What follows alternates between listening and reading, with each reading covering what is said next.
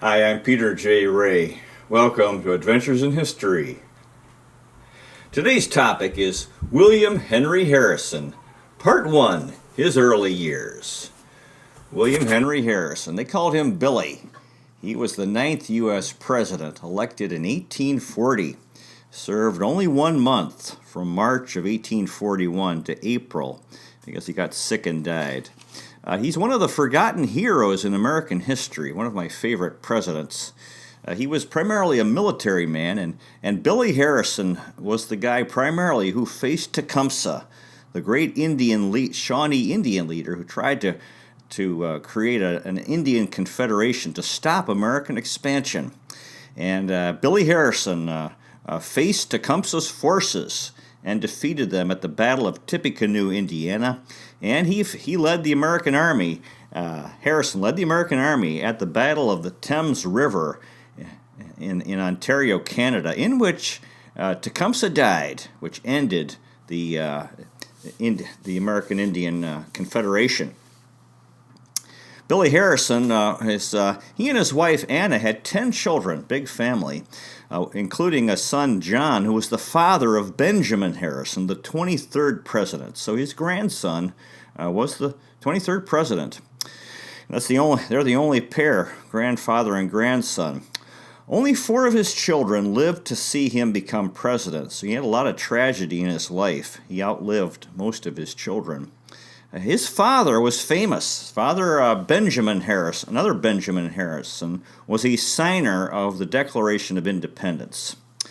Billy Harrison was the 5th of 8 Virginia-born presidents, although he primarily became an Ohio resident, primarily lived in Ohio, although he lived a fair amount of his life in Indiana.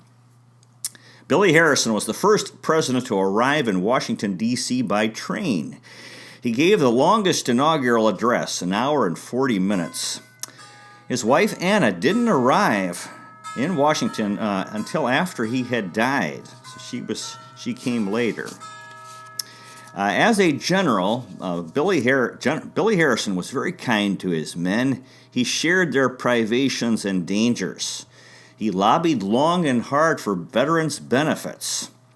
When the wars are over, often the public forget about the veterans who are disabled and whose maybe they can't work or they have died, and their wives or widows and children need to be cared for, and he worked tirelessly for that cause.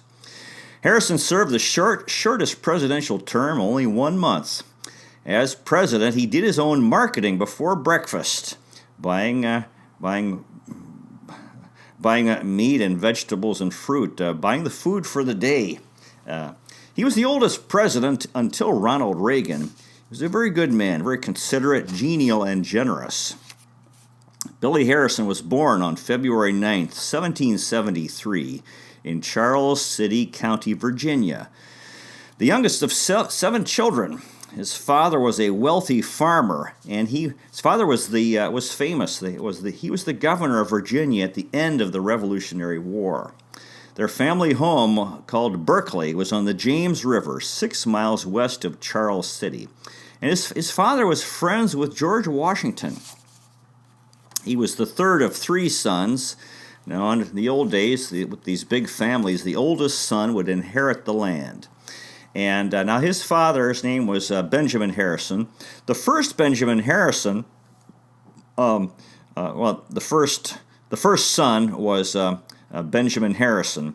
The second was Carter, who went into law and politics.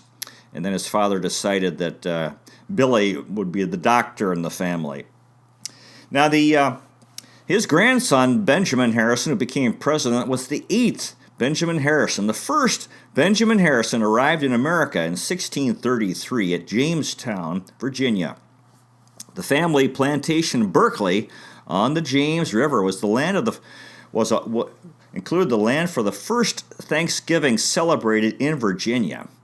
His father, Ben Harrison, was famous, 2-time Virginia governor. Again, he was one of the men who signed the Declaration of Independence. Before signing, he joked with Elbridge Gerry, another signer, and he said, quote, I shall have a great advantage over you, Mr. Jerry, when we are all hung for what we are doing. He's implying they were going to be hung for treason. And the implication was that Harrison himself, now this is Billy Harrison's father, he was tall and fat and would die quickly, whereas Elbridge Gerry would, quote, dance in the air an hour before you are dead. Now, during his Billy Harrison came from a famous, wealthy family, but the family declined during his childhood. Their Berkeley mansion was sacked by the British in the Revolution, and that sacking was led by Benedict Arnold, the American general who had betrayed the American cause. And in the sacking, livestock was stolen, and the interior of the house was destroyed. By age 14, 1787, Billy Harrison entered Hampton-Sydney College. He did not complete his studies there, but then shifted. His father wanted him to be a doctor, so he began the study of medicine with Benjamin Rush in Philadelphia. Billy Harrison was not only a military man, but he was an intellectual. Very interesting. He had a lifelong affection for the classics and history. Harrison read Charles Rollin's Histories of Ancient Greece and Rome 3 times by the age of 17, and that work is a 3,000-page work in 8 volumes. Reportedly, Billy Harrison carried the ancient Romans' work Cicero in the Indian Wars. Interesting fellow. In 1791, his father died. His father had been reelected to the Virginia legislature and had a feast to celebrate. I guess he celebrated too much, and he died after that feast. As a result of his death, Harrison, who did not want to be a doctor, he stopped his medical studies and pursued a military career. Now, since his father was friends with George Washington, who was president at that time, Harrison was able to get a commission as an ensign from President Washington. And he was sent to Fort Washington in Cincinnati, Ohio, hoping to join the St. Clair campaign against American Indians in Ohio. In America, a military career was not popular in 1791. The Revolution was over, but this was his defining career. He was a military man. His first job in the military was as recruiting officer. He recruited 80 men in Philadelphia and marched them to Pittsburgh, and then where they got on a boat and traveled from Pittsburgh to Cincinnati on the Ohio River. He arrived in Fort Washington, Cincinnati. Harrison was very likable, humble, bright, and eager. He never bragged that his father signed the Declaration of Independence. Cincinnati was one of the westernmost settlements at that time. Now, the Americans were losing the Indian Wars in Ohio in 1791. The American Army under General Arthur St. Clair had been defeated by American Indians, led by Chief Little Turtle. 630 American soldiers had been killed. There was lots of alcoholism among the soldiers, and Billy Harrison became anti-alcohol. Harrison said, quote, "At least 4/5 of my brother officers died from the effects of intoxication." So Harrison made a vow of temperance, meaning he would not drink. The temptation, he was a young man. Drinking and was a temptation as well as dueling. An early Army friend said, quote, "Though of an age peculiarly weak against such temptations, he was strengthened to successful resistance by an unquenchable thirst for knowledge." So he wasn't interested in drinking because he was always, in his free time, he didn't have trouble using it because he loved reading. He had a volume of rhetoric, and again, he loved the works of Cicero and history, and he loved reading history books.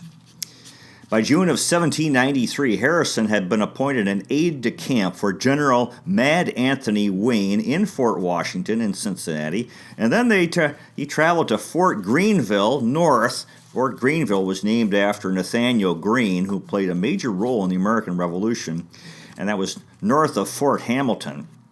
Summer of 1794, the U.S. Army, and Harrison was with the U.S. Army, and they marched north to what's now the Toledo, Ohio area.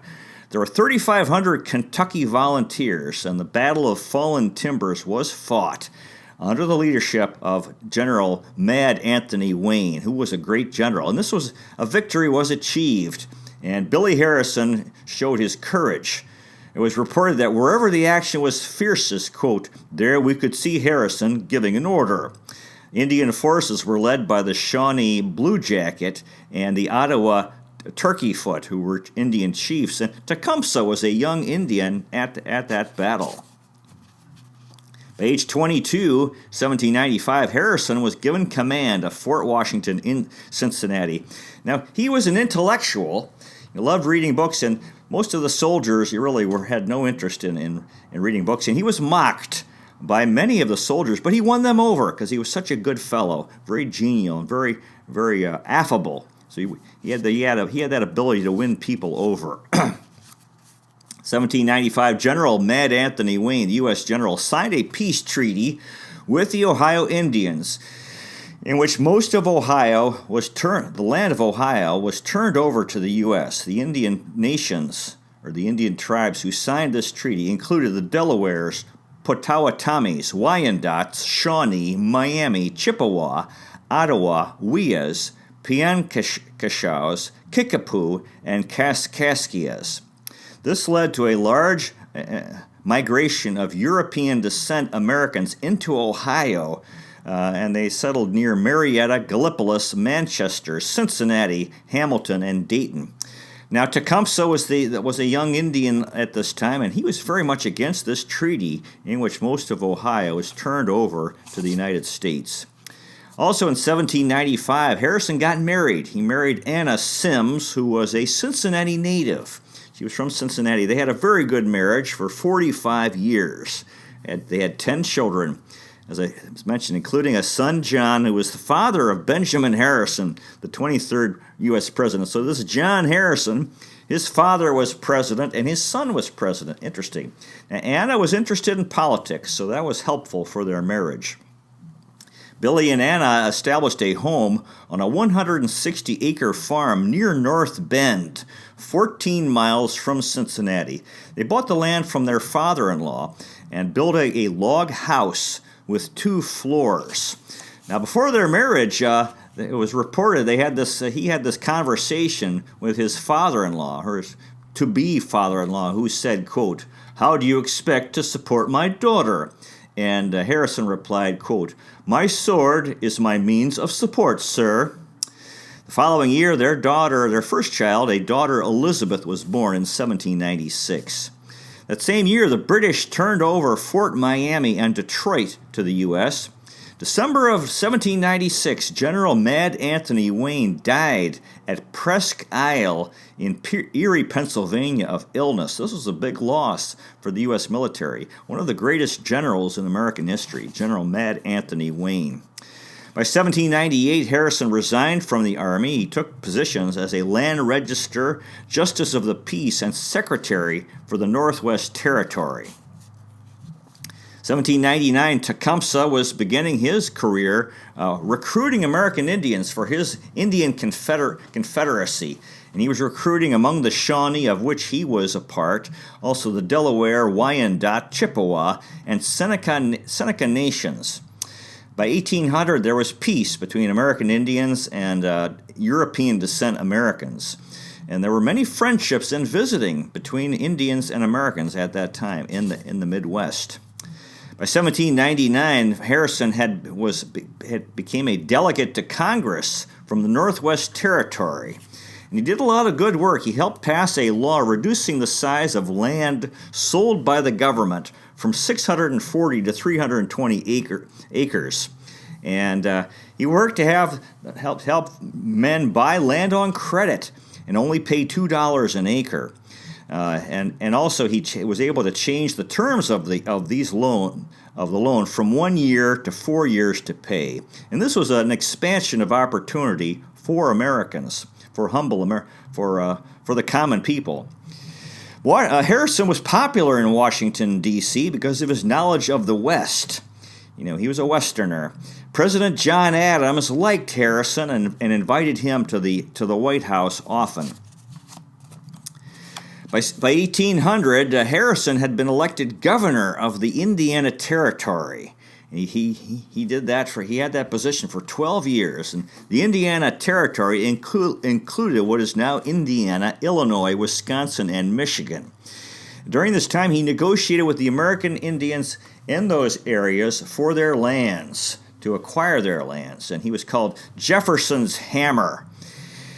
Now, aside from working to obtain the Indian lands, which was he was pressured to do, which was his responsibility because of the land pressure of European descent Americans wanting to have land. At the same time, he helped Indians. He did the best he could for them. He banned the sale of alcohol to them. Alcoholism was a real scourge for American Indians, and he ordered them inoculated against smallpox. This time he was 27 years old. He had 3 children, and he was living in Port Vincennes, the capital of the Indiana Territory.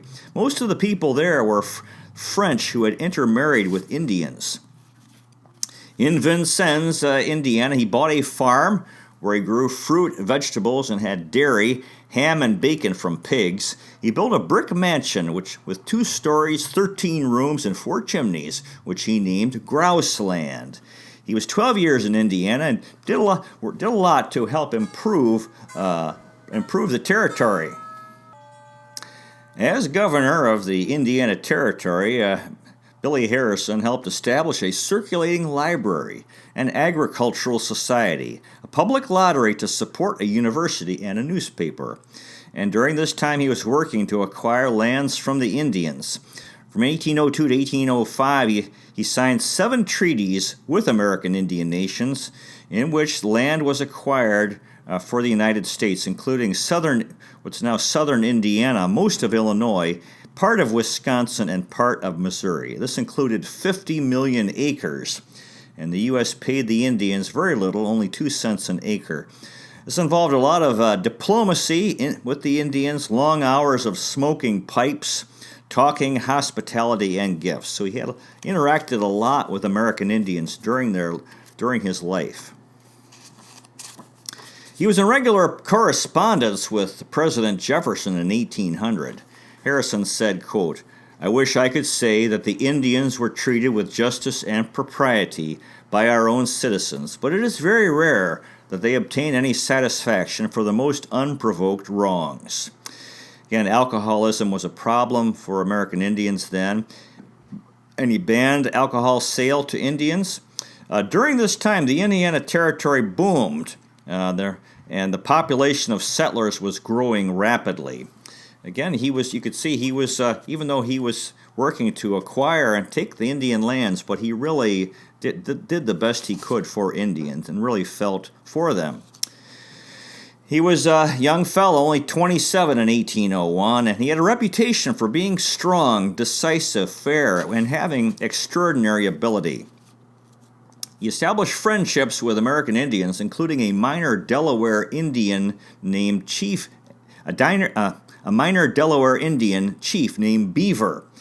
Now, one of the, I guess various religions always have problems, and among the American Indians, they had their problems in religion. This Chief Beaver had been accused of sorcery by an Indian religious leader, and that's all it took. He was sentenced to death, so that you could see this was a real problem with the Indian religion. And before he died, he asked that Harrison take care of his son. So this Indian was executed for sorcery, Chief Beaver, and Harrison adopted his son, Little Beaver. He adopted an Indian son. 1804, Tecumseh was more and more active as an Indian leader, trying to create his confederacy.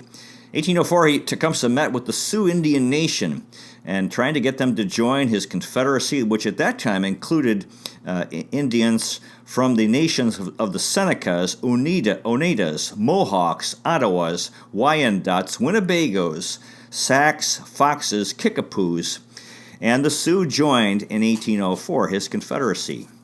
The 1805 Prophetstown, Indiana was established at the confluence of the Wabash and Tippecanoe rivers, and this was Tecumseh's capital of his Indian Confederacy, a symbol of Indian resistance and a rallying point for Tecumseh's Indian Confederacy to try to stop the European-American expansion. In 1806, Ohio settlers were afraid of Indian attacks. Women and children moved to Kentucky to stay with family and friends for safety. 1806, Tecumseh's brother, Tenskwatawa, who became his partner, was also known as the Prophet. He was a religious leader. They were a team. Unfortunately for Tecumseh, Tenskwatawa, or the Prophet, was a bad guy. He was vain and deceptive. Now, Tecumseh had all kinds of problems, because ethnic conflict among the Indian nations, politics, jealousy. He was relatively young.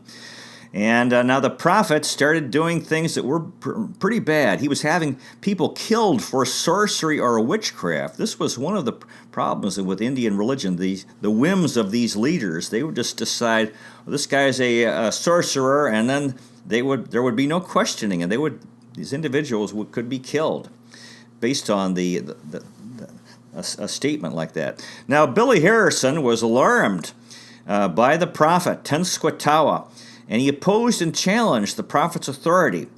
In June of 1806, the Prophet, or this Tenskwatawa, had accurately predicted a total eclipse that he knew about from white sources, and his power grew as a result. Indians were traveling long distances to listen to Tenskwatawa. He had 20 Indian opponents executed for witchcraft. 1807, Harrison could see that the Indians were preparing for war, and he got involved in strengthening the Indiana militia. And he said this, quote, "Having spent 7 years of my life in the Army, and very much attached to the profession of this employment will be by no means unpleasant to me." So they were worried, Americans were worried about the British and Indian attacks. Now, regarding Tecumseh, Harrison said, quote, "The implicit obedience and respect which the followers of Tecumseh pay to him is really astonishing, and more than any circumstance bespeaks him one of those uncommon geniuses which spring up occasionally to produce revolutions and overturn the established order." So even though his enemy was Tecumseh, he had a lot of respect for Tecumseh and thought he was a very capable person and really a good man. There's a lot of respect for Tecumseh today. It's just that his purpose was opposite to that of the United States. Tecumseh's brother, Tenskwatawa, in 1807, started a religious revival movement, which included being anti-alcohol, which was good. Now, Tecumseh was very angry about the Indians selling their land, and he said, quote, "Sell a country? Why not sell the air, the great sea as well as the earth? Did not the Great Spirit make them all for the use of his children?" He was continuing with his efforts, Tecumseh, to unite American Indian nations and build his confederacy. That same year, Billy Harrison said, quote, "Who does not know that the tomahawk and scalping knife are always employed as the instruments of British vengeance?" So there was this, the Indians and the British had a common enemy, European descent Americans. 1808, that Prophetstown, Indiana, this village that had been built by Tecumseh and the Prophet, in eastern Indiana, the mouth of the Tippecanoe River. By this time, 1808, there were 200 houses. The Prophet, Tenskwatawa, predicted an apocalypse in which the white people would be destroyed. Americans were worried. This was very concerning. And there was trouble, Indians stealing horses and livestock. The Prophet asked Harrison for help in keeping Prophetstown alcohol-free. Winnebago Indians arrived in Prophetstown and who wanted to attack Americans and get their land back. 1808, so many Indians had come to hear Tecumseh that there was danger of famine, and Billy Harrison sent an order to Fort Wayne, Indiana, to Captain William Wells to distribute food to the Indians to prevent violence. This was controversial, as it looked like there was going to be war, and Wells thought this was aid to the enemy. But you can see that Harrison was really trying his best to keep the peace. 1808, in August, Harrison decided that at this time, for a while, that Tenskwatawa had good intentions. He changed his mind about him. He was very impressed that Tenskwatawa as it was against alcohol. And they had meetings in Vincennes, Indiana. Harrison was long interested in what was to be done with and for Indians, and he agreed to distribute goods to the Shawnee Indians. So he had mixed feelings about Indians. He had to fight them. He was taking away their land, but he also really cared about their welfare and really did the best he could for them. In 1810, Billy Harrison said, quote, "It is one of the fairest portions of the globe to remain in a state of nature, a haunt of a few wretched savages, when it seems destined by the Creator to give support to a large population, and to be the seat of civilization, of science, and true religion." 1810, Prophetstown, Indiana. Indians were stealing horses from Americans. And Harrison sent a message to Tecumseh, wanting to know if Tecumseh wanted war. And Harrison said, quote, "I know your warriors are brave. Ours are not less so." So they had a meeting, a face-to-face meeting, Harrison and Tecumseh. And Harrison offered Tecumseh a chair. However, Tecumseh sat on the grass, which he called, quote, "the bosom of our mother." And he said, quote, "The sun is my father, the earth is my mother, and on her bosom I will recline." Tecumseh was very angry about the loss of Indian land. And he said, quote, "I do not see how we can remain at peace with you." So again, at that meeting, this was between Tecumseh demanded the restoration of Indian land, which had been taken, and Harrison rejected that claim. There was bad blood. Weapons were drawn. There was almost violence at that meeting in August of 1810. And it definitely looked like there was war coming between American forces and the British and American Indians, their allies. Same year, the first steamboat traveled from Pittsburgh to New Orleans in the Mississippi River system. Harrison, at that meeting when Tecumseh was demanding that the Indian lands be returned to them, Harrison said, quote, "The moon you see would sooner fall to the ground than the president would suffer his people to be murdered with impunity, and I will put petticoats on my soldiers sooner than give up a country I have bought fairly from its true owners." 1811, Billy Harrison wrote a letter to the Secretary of War, Eustis, and he said, quote, "The implicit obedience and respect which the followers of Tecumseh pay him are wonderful. If it were not for the vicinity of the United States, he would perhaps be the founder of an empire that would rival in glory Mexico or Peru. No difficulties deter him. For 4 years he has been in constant motion. You see him today on the Wabash, and in a short time hear of him on the shores of Lake Erie or Michigan, or on the banks of the Mississippi, and wherever he goes he makes an impression favorable to his purpose. He is now upon the last round to put a finishing stroke to his work. I hope, however, before his return, that part of the work which he considered complete will be demolished, and even its foundation rooted up. By this time, the Cherokee, Seminole, Creeks, Calusas, Catawba, Choctaw, Biloxi, Chickasaw, and Alabama Indians had joined Tecumseh. And at the same time, the British were supplying not only Tecumseh's forces, but the Seminole Indians' weapons in Florida. September 1811, the Indians from Prophetstown, Indiana, stole 22 horses from Americans with Tenskwatawa's permission. During a time of Tecumseh's absence, Tecumseh had established Prophetstown, but he was often on the road traveling, working to strengthen his his confederation, his coalition. 3 weeks later, this was late in 1811, Billy Harrison and 900 American soldiers marched north from Vincennes to Prophetstown because of this problem of horse stealing. He was headed to see what could be done, and if force was required. Prophetstown, the Indian village on the Tippecanoe River in Indiana. Delaware Indians were with American forces, so the Indians, again, were not united. November 5th, they were 10 miles from Prophetstown. When they got a mile away, they made camp, and there was communication, and there was an agreement to have a meeting the following day between General Harrison, and Tenskwatawa. However, during the night, at 4 o'clock a.m., the Indians attacked, and the Battle of Tippecanoe, Indiana, was fought.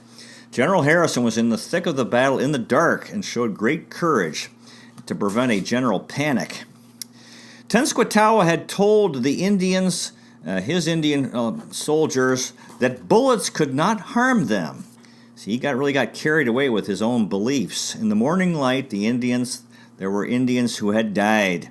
And Indians were getting killed in the battle, and they were shocked because they'd been told that they could not be killed.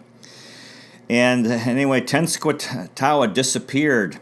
Now, even though the Indians had outnumbered the white forces, European descent army, they were demoralized after this because they thought they believed what Tenskwatawa had said, so they withdrew. At the battle, 150 Indians died, 30 Americans died. It was a major victory for the United States, the Battle of Tippecanoe. This is where Harrison got his nickname, Tippecanoe, and from eventually in the 1840 election, Tippecanoe and Tyler, too, goes back to this battle in late 1811. The battle was a disaster for American Indians. There was tremendous anger among Indians at the Prophet at Tenskwatawa. Prophetstown was destroyed by the American army afterward. Tecumseh's reputation was hurt. Tenskwatawa became an outcast. His power was gone. He was intensely hated, and this was the end of his partnership with his brother Tecumseh, who rejected him for starting this attack without his permission. Tecumseh wasn't there. Now, regarding the Battle of Tippecanoe and Billy Harrison, it was written, quote, General Harrison was seen where danger was most imminent. His voice was frequently heard and easily distinguished, giving orders in the same calm, cool, and collected manner, which we have been used to on a drill or parade. The confidence of the troops in the general was unlimited. The cool, undaunted bravery of the commander-in-chief contributed more than even the courage of the army to defeat the ferocious enemy that assailed us. Now, backing up a little bit, in the fall, Tecumseh had been in the South recruiting Indians, and General Harrison, as we said, was marched north to Prophetstown. A Kentucky newspaper was recruiting men to join the U.S. Army, and wrote, quote, Volunteers, show yourselves. If Harrison is defeated for want of your help, you will have the enemy to fight on your own shore of the Ohio ere long. So this, again, November 6th, the U.S. Army was a mile outside of Prophetstown, and they were attacked at night. This was not fair. Westerners were nervous about Indian attacks. The victory at Tippecanoe was good news. People were very happy about that victory, which took place on November 7th. And even Tecumseh's forces were defeated, even though he wasn't there, and he had not authorized this attack, which led to the battle. President Madison praised, quote, the collected firmness which distinguished their commander on an occasion requiring the utmost exertions of valor and discipline. That's regarding the Battle of Tippecanoe. The War of 1812 was coming with Great Britain and the British Indian allies. General Billy Harrison said at this time, quote, who does not know that the tomahawk and scalping knife of the savage are always employed as the instruments of British vengeance? The victory at Tippecanoe was a big setback for Tecumseh and weakened his Indian Confederacy. Tecumseh decided at that time that he needed British help to fight Americans. Of course, they would join forces in the War of 1812. In December of 1816, there was a massive earthquake. The center was where the Ohio River meets the Mississippi River, and where a number of states near the joining of several states, Tennessee, Kentucky, Arkansas, Missouri, and Illinois, where they all come together. Tecumseh thought this was a sign that there was going to be this was an auspicious time to fight European descent Americans. Indians from different nations traveled to the Detroit area to join Tecumseh, and attacks on Americans started. Well, that concludes today's presentation. We'll continue tomorrow with part 2 of the life of William Henry Harrison and his role in American history. So far, we have made 573 history videos. You might consider checking out our website, Adventures in History with Peter J. Ray, at peterjray.com. The videos we've made include 7 areas: world history, American history, book reviews, poetic tours, Cleveland baseball, family history, and autobiography. You also might consider checking out our podcast, Adventures in History, which you can listen to on Spotify, Breaker, Google Podcasts, and Radio Public. I hope you have a good history book to read, or find a good one. History is such a wonderful topic. There's so many amazing history books that have been written.